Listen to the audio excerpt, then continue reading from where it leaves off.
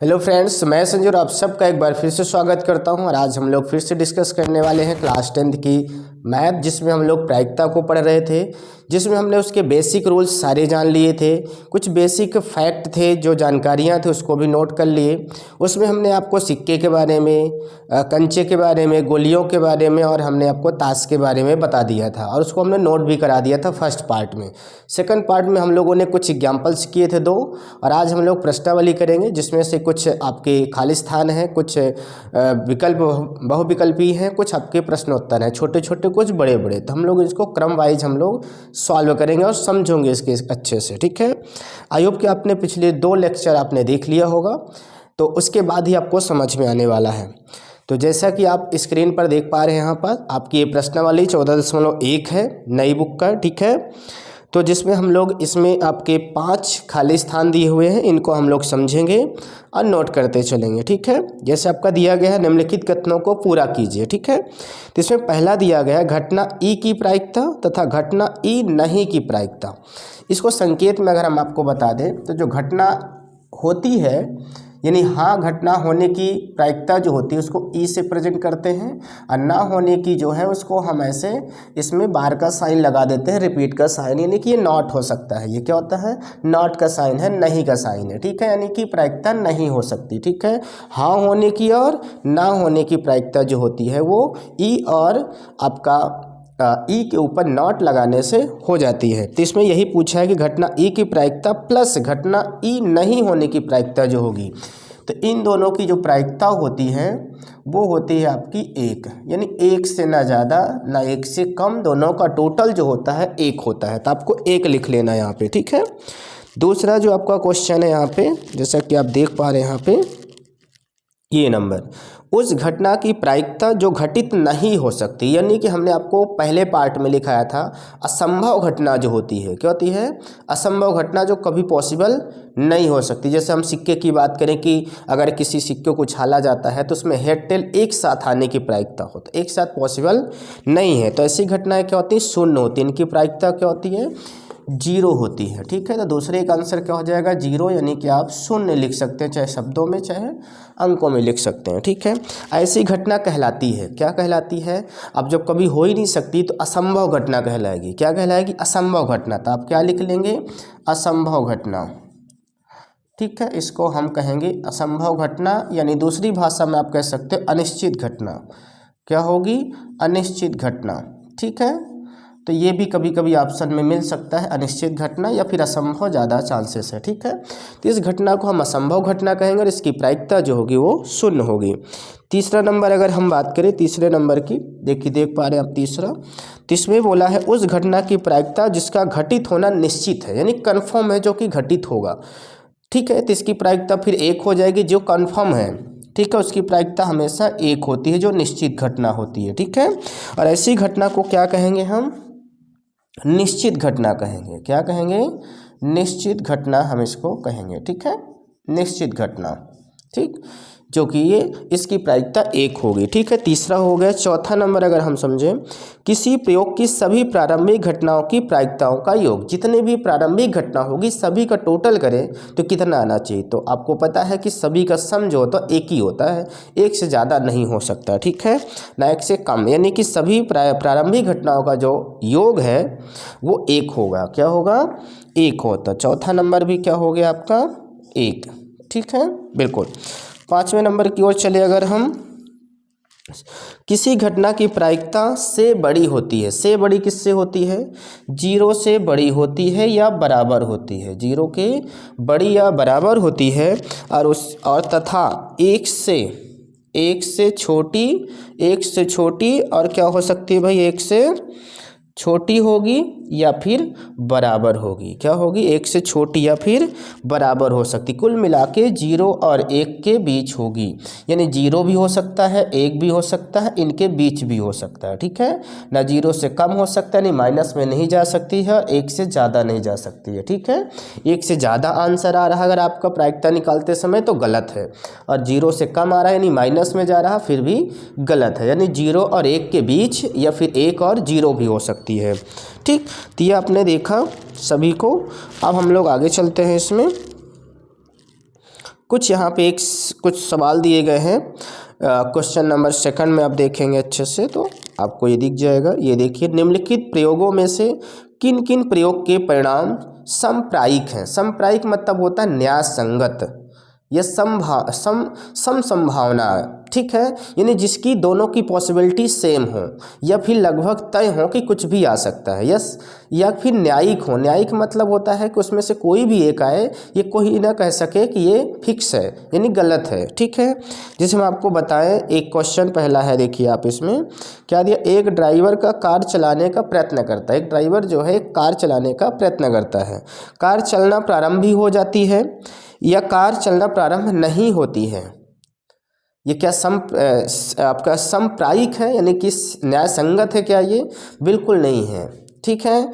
ये इस पे डिपेंड भी करता है कार भी खराब है कि सही है, इस पे भी डिपेंड करता है।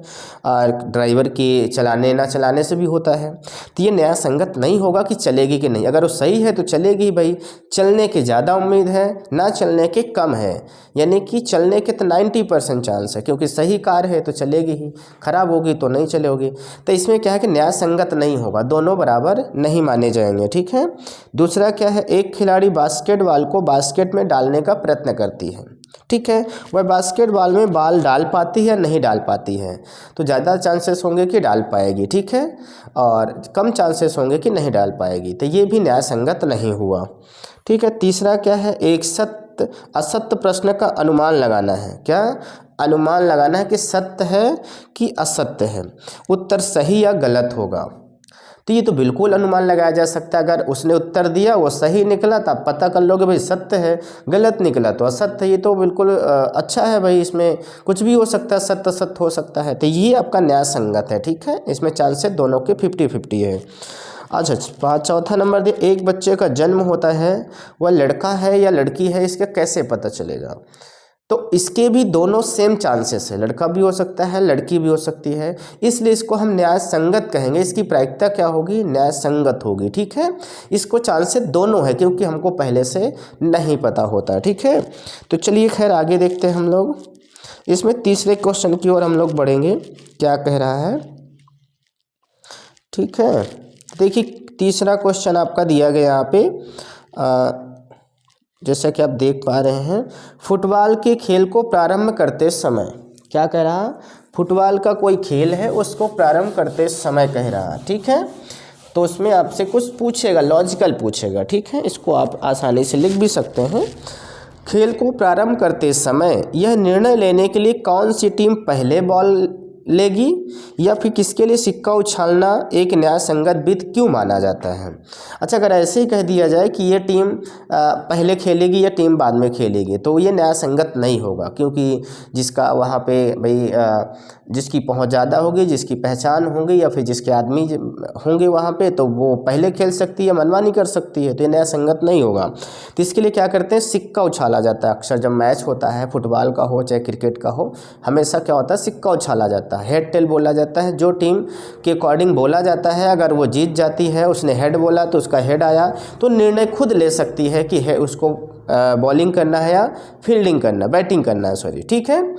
तो जो हार जाती है वो निर्णय नहीं ले सकती है। तो ये न्याय संगत होगा क्योंकि ये दोनों का चांसेस 50-50 है कि किसी भी हेड आ सकता है या टेल आ सकता है, ठीक है। तो इसलिए न्याय संगत है। क्या है? न्याय संगत। क्यों न्याय संगत है? क्योंकि दोनों के आने की संभावनाएं बराबर हैं, हेड भी आने की और टेल भी, चित्त और पट्ट दोनों के आने की संभावनाएं बराबर है, इसलिए न्याय संगत विधि है। इसमें किसी का पक्ष नहीं जा सकता है। आप चाहे हेड को ऊपर करके फेंको, टेल भी आ सकता है, टेल को ऊपर करके फेंको तब भी हेड आ सकता है, उसके न्याय संगत है, इसलिए इसको न्याय संगत माना जाता है। तो आखिर आप क्या लिखेंगे, उसकी स्क्रीनशॉट हम आपको यहाँ लगा देंगे, तो आप उसको उत्तर लिख देंगे। बाकी मैंने एक्सप्लेन कर दिया है आपको, ठीक है।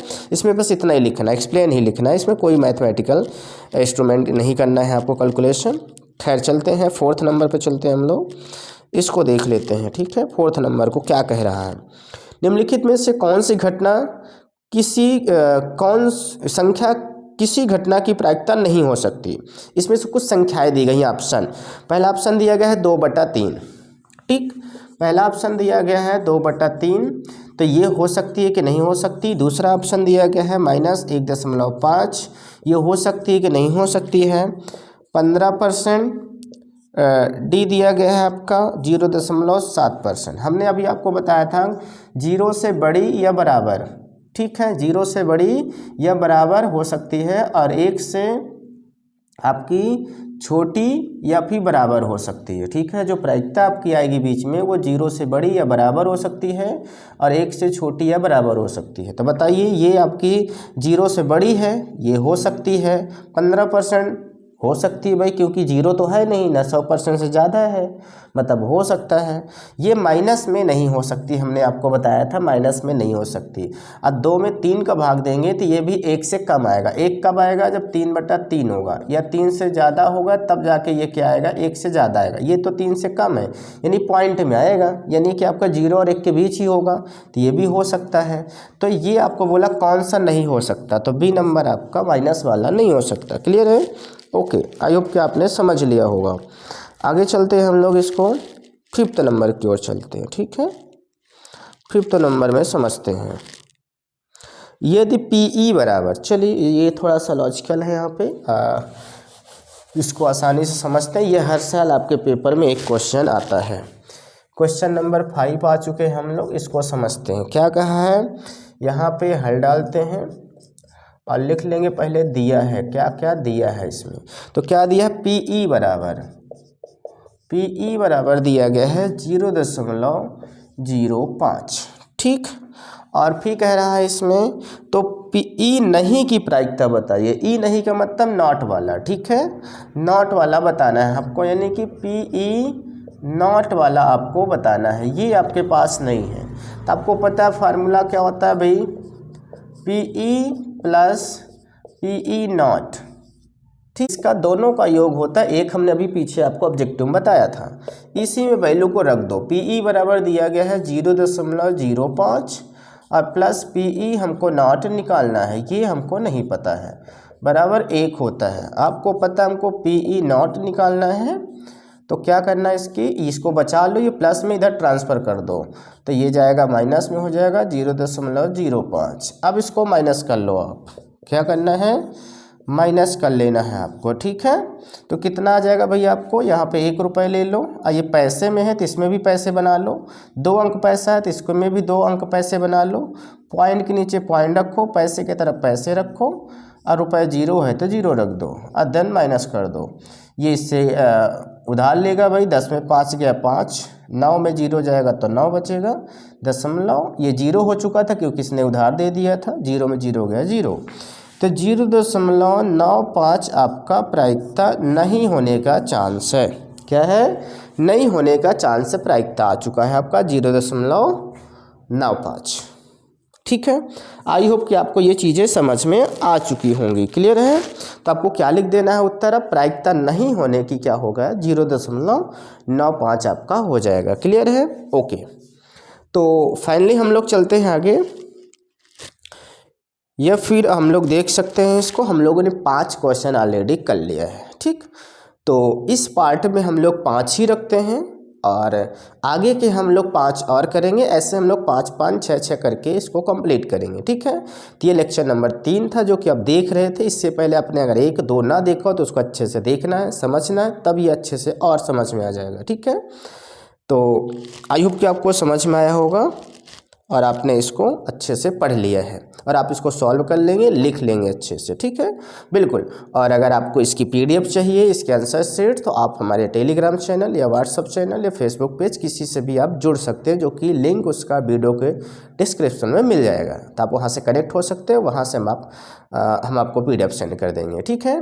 तो बिल्कुल ऐसे ही बने रहने के लिए आप चैनल को नए हैं तो सब्सक्राइब कर सकते हैं और दोस्तों तक ज़रूर शेयर कर सकते हैं, ठीक है। तो हम लोग मिलते हैं नेक्स्ट वीडियो में, तब तक सभी को bye bye and take care.